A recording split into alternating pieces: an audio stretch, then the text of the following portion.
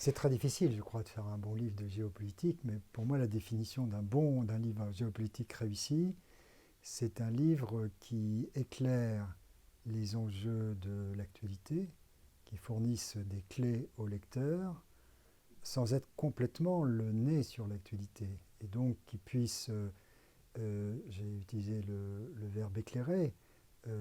c'est-à-dire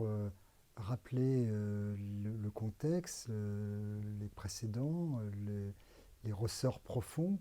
d'un drame qui se joue, et si possible, aussi de fournir des éléments pour l'avenir. C'est cet idéal que j'essaie de mettre en œuvre quand j'écris, et donc j'en mesure particulièrement la difficulté.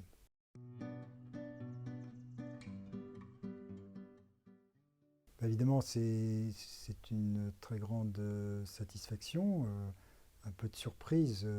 aussi, parce que les sujets dont je traite ne sont pas faciles, mais j'ai été pendant très longtemps haut fonctionnaire,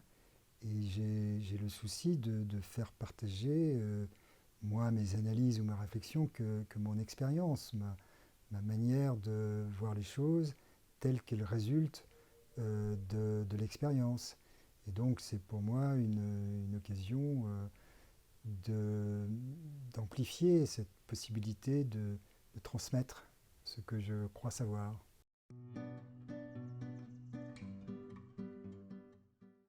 Alors mon livre s'appelle La France dans le bouleversement du monde, et il est écrit spécifiquement pour offrir au public français et donc aux électeurs français des éléments à la fois d'analyse et de réflexion sur les grands défis que notre pays doit affronter dans les 10, disons dans les 5 ou 10 années qui viennent. Et donc oui, je crois profondément que cela appartient au premier chef au débat électoral. Et parce que pour être géopoliticien ou pour être diplomate, on n'en est pas moins démocrate. Et donc c'est très important que ce soit débattu de manière démocratique. Le destin veut que cette année en particulier, nous sommes rejoints par les pires réalités géopolitiques, c'est-à-dire par la guerre, mais ce doit être une occasion pour les Français, non seulement de se rassembler,